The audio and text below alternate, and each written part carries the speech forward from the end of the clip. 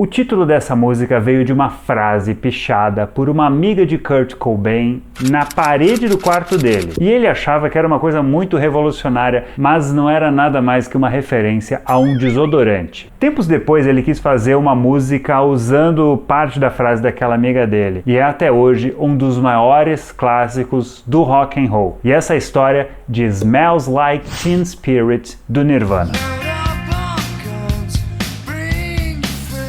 Smells Like Teen Spirit venceu uma enquete realizada entre os membros do canal com clássicos do rock internacional dos anos 90, para você ajudar a escolher os temas dos vídeos, ver vídeos antecipados, vídeos exclusivos e até um podcast exclusivo. É só se tornar membro, o botão tá lá embaixo. A contribuição é de menos de R$10 por mês. Antes de entrar nos detalhes da história dessa música, um pequeno resumo sobre o Nirvana. Kurt Cobain e Chris Novoselic se conheceram na escola, na cidade de Aberdeen, no estado de Washington. Parêntese, os Estados Unidos têm dois Washingtons. O primeiro é um estado que fica na costa oeste e o segundo, na verdade, é o Distrito de Colômbia, conhecido por Washington, D.C., a capital federal. Mas a gente está falando do estado. Kurt disse ao Chris que queria montar uma banda e entregou para ele uma fita demo, mas o baixista levou 3 anos para responder que sim. Eles começaram tocando covers do Creedence, aí depois passaram para músicas próprias, tiveram vários nomes até adotarem o Nirvana em março de 88. O baterista era Aaron Burkhardt. Depois dele vieram Dale Crover, Dave Foster, Aaron de novo, Foster de novo e Chad Channing. Em novembro eles lançaram o primeiro single e em junho de 89 o álbum de estreia Bleach, lançado pelo selo Sub Pop. Esse disco foi financiado pelo segundo guitarrista temporário da banda, Jason Everman. Depois ele saiu e virou soldado. O Bleach era um sucesso em rádios universitárias. Isso enquanto estava emergindo o grunge, um gênero e uma subcultura também nascidos dentro do rock alternativo americano. As músicas misturavam o peso do metal, a raiva do punk e as letras estavam quase sempre baseadas em conflitos pessoais e sociais. Por desentendimentos, Jason e o batera pularam fora. Era abril de 90 e o Nirvana já estava preparando o seu segundo disco de estúdio. O produtor foi Butch Vig, que também era baterista da banda Garbage. Até setembro eles ficaram só com bateristas emprestados. Até que o guitarrista Buzz Osborne, da banda Melvins, uma grande influência do Nirvana e do grunge, apresentou os caras a Dave Grohl e a química foi imediata. Kurt, Chris e Dave começaram então uma série de ensaios de pré-produção para trabalhar músicas antigas ou fazer novas composições, e foi nessas séries de ensaio que nasceu a canção Smells Like Teen Spirit. Em português, cheira a espírito adolescente ou espírito de adolescente. Kurt descreveu numa entrevista à Rolling Stone como surgiu essa música. Eles estavam há 3 meses já ensaiando com o Dave e aguardando para assinar com uma gravadora maior, a DGC, e a parada era assim: Dave e Kurt estavam morando em Olímpia, capital do estado, e Chris em Tacoma, a uns 50 quilômetros. Toda noite, o vocalista e o baterista dirigiam para lá e eles ensaiavam e iam trabalhando no repertório. Kurt declarou: eu estava tentando escrever a canção pop definitiva. Basicamente, eu estava tentando plagiar o Pixies. Tenho que admitir. Aí ele sorriu quando falou isso. Quando eu ouvi Pixies pela primeira vez, me conectei com aquela banda de um jeito tão forte que era para eu estar naquela banda, ou pelo menos uma banda cover deles. O Pixies é um expoente do rock alternativo e já tinham 3 ou 4 álbuns, sendo que o clássico Doolittle tinha saído em 89. E quando comentou sobre essa tentativa de plágio que ele fez do Pixies, o Kurt disse que fez uma levada de guitarra muito básica, que ele definiu como clichê. É aquela que tá na entrada e na condução da música. Ele até disse que achava muito parecido com 2 músicas em especial. Uma é um clássico dos anos 60, Louie Louie. Apesar de ser uma canção dos anos 50, de autoria do cantor Richard Berry, ela virou clássico na regravação do grupo Kingsmen.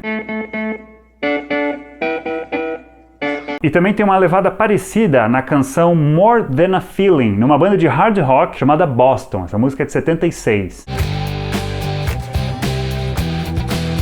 Quando eu inventei a parte da guitarra, Chris olhou pra mim e disse: isso é tão ridículo, eu fiz a banda tocar aquilo por 1h30. Ainda não tinha letra e ainda não tinha aquela ponte que tem no final do refrão. Eles também estavam tocando a música de um jeito mais rápido do que a versão gravada. E foi aí que o baixista pisou no freio e falou: galera, vamos tocar um pouquinho mais devagar. Foi aí que Dave Grohl veio com a ideia da clássica virada que abre a música e o disco Nevermind. E sabe de onde ele tirou isso, cara? Da disco music. É o que ele contou numa série ao ser entrevistado pelo Pharrell Williams. All that It's old disco. That's all it is. Nobody makes the connection. Ele citou a música Burn Rubber on Me, do trio The Gap Band, de 81.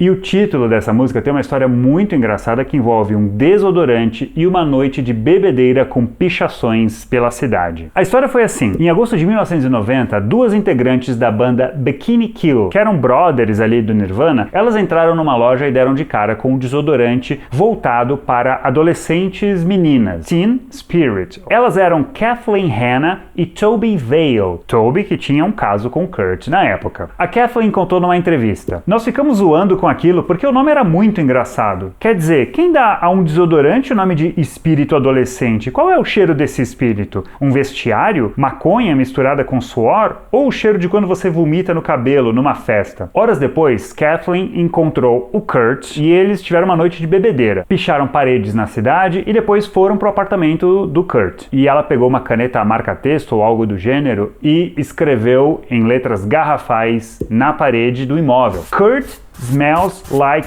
Teen Spirit", ou Kurt cheira a Teen Spirit. Ela quis dizer que estava sentindo nele o cheiro da amiga, como a própria contou depois. Aí, meses depois, já em 91, ela recebe um telefonema do Kurt. "Hey, do you remember that night? Well, there's this thing that you wrote on my wall and I want to use it as a lyric in one of my songs. I'm totally cool, so you can use whatever you want." Detalhe, o Kurt não sabia que aquilo era sobre um desodorante, como ele contou a biografia Come As You Are, que tem link na descrição para adquirir. Eu entendi aquela frase como um elogio, achei que fosse uma reação à conversa que tivemos, mas realmente era porque eu cheirava como desodorante. Eu não sabia que aquele desodorante existia até meses depois de o single sair. Nunca usei nem colônia, nem qualquer desodorante. A conversa de que ele fala é porque eles estavam debatendo sobre revoluções adolescentes ou coisas parecidas. O Nirvana tocou Smells Like Teen Spirit pela primeira vez um mês antes da gravação, em abril de 91, num hotel de Seattle, também em Washington. The song is called Smells Like Teen Spirit.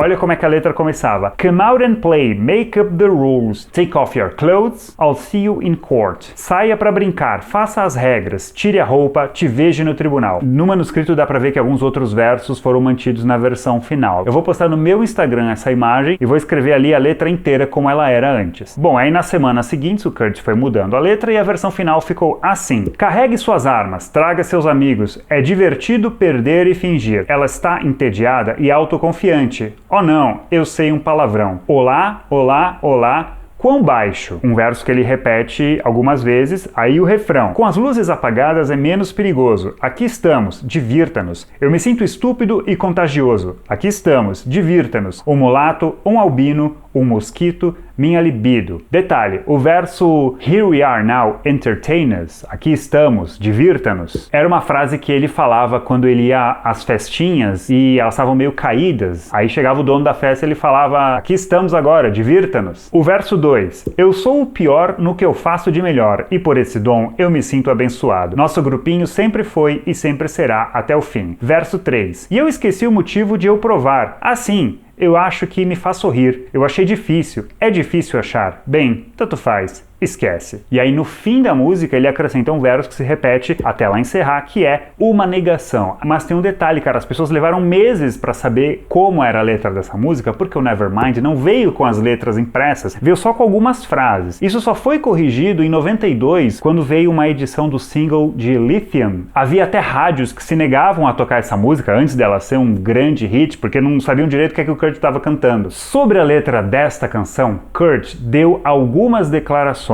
Teen Spirit é basicamente sobre amigos. Nós ainda nos sentimos como se fôssemos adolescentes, porque não seguimos aquilo que se espera de nós para sermos considerados adultos. Nós ainda brincamos e nos divertimos. E também tem um pouco de revolução adolescente no tema da música. Para a biografia Come As You Are, que foi escrita antes do falecimento dele, o Kurt disse que nessa música sentiu que tinha o dever de descrever o que eu sentia sobre o que estava à minha volta, minha geração e as pessoas da minha idade. É uma tiração de sarro então seria algo sobre a incapacidade da geração dele de fazer uma revolução sobre o mainstream. Só que o que aconteceu é que depois que essa letra estourou, ele parou de fazer comentários. Já o Dave Grohl uma vez declarou que não necessariamente todos os versos dessa letra possuem algum significado, porque como o Kurt fez a versão final minutos antes da gravação, algumas palavras podem estar ali só para gerar uma rima. Smells Like Teen Spirit foi uma das últimas composições do Nevermind a ficarem prontas. O Nirvana chegou a gravar uma demo com ela e com as outras canções, e aí eles mandaram para o Butch Vig. Mas assim, essa demo estava tão mal gravada que ele não entendeu praticamente nada. Mas mesmo assim ele enxergou o potencial do repertório, e aí depois eles deram uma trabalhada nas músicas. O Nevermind foi gravado em maio de 91, ou pelo menos esta faixa. Para fazer a base da música, o instrumental, o trio gravou 3 tomadas e o produtor escolheu a segunda. Kurt cantou também 3 vezes, só que no refrão o produtor juntou 2 gravações diferentes, então o Kurt tem 2 vozes, uma dobra tecnicamente falando. E foi muito importante para o som desse disco o trabalho de mixagem, que foi feito por um outro cara. O single de Smells Like Teen Spirit foi lançado em 27 de agosto de 91. Ela não subiu para o topo das paradas de cara e esse não era o plano. Eles apostavam na faixa Come As You Are. Smells Like Teen Spirit era para tipo chamar a atenção do público de rock alternativo para depois entrar com uma música considerada mais acessível. Queria tocar para esse público e também para o público geral. Só que a ideia deu errado, ou certo, né? A faixa começou a tocar pra caramba nas rádios alternativas, aí rolou o clipe na MTV, velho, e choveu pedido para tocar de novo. Ao fim do ano, a música já estava sendo tão tocada nos Estados Unidos que as rádios de todos os estilos de rock, rock clássico, hard rock, metal, queriam tocar aquela música. Aí o sucesso se repetiu no Reino Unido, na Bélgica, na França, na Espanha. A música entrou em várias listas de melhores do ano e o New York Times chamava o Kurt de porta-voz daquela geração. Era tudo que ele não queria, mas daqui a pouco eu falo sobre isso. Porque eu vou contar a história desse clipe que é muito curiosa. Ele foi inspirado em 2 peças, um filme de 79, A Um Passo do Abismo, que aborda a rebeldia juvenil, e o clipe de Rock and Roll High School, dos Ramones, em que eles tomam conta da sala de aula. E o clipe foi filmado em 17 de agosto de 91. Os figurantes foram recrutados por causa deste anúncio, que pedia a presença de pessoas entre 18 e 25 anos para encenarem personagens da high school, que nos Estados Unidos é o período dos adolescentes ali, entre 13 e 18 anos em geral. Essas pessoas iriam encenar Mauricinhos, Patricinhas,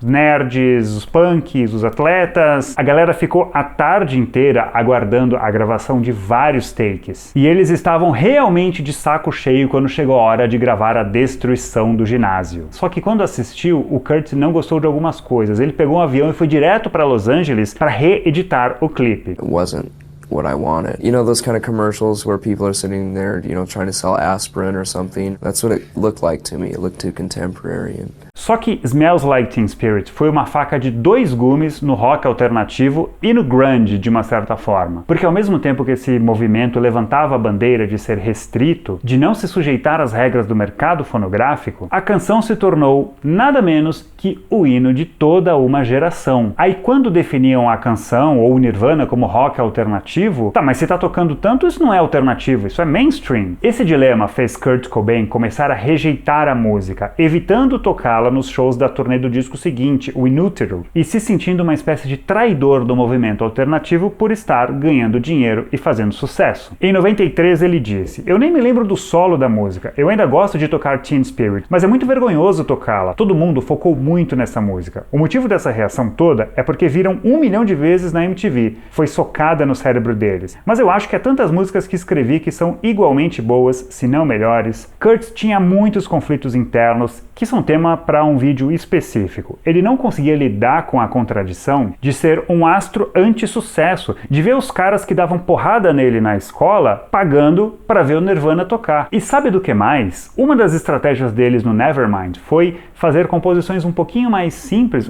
até um pouquinho mais comerciais, ele chegou a declarar, o que foi inspirado nos Beatles. Kurt era um grande admirador do John Lennon. Lennon que enfrentou dilemas muito parecidos na época da Beatlemania. Até hoje essa música resiste como um clássico dos anos 90, a música que vem à cabeça quando alguém pergunta o que é o grunge, ou o grunge, como a gente fala no Brasil. Sem que ele tivesse planejado, Smells Like Teen Spirit captou o zeitgeist, o espírito do tempo daquela geração. E a criatura tornou-se infinitamente maior que o criador. Essa foi a história de Smells Like Teen Spirit. Era isso e até a próxima.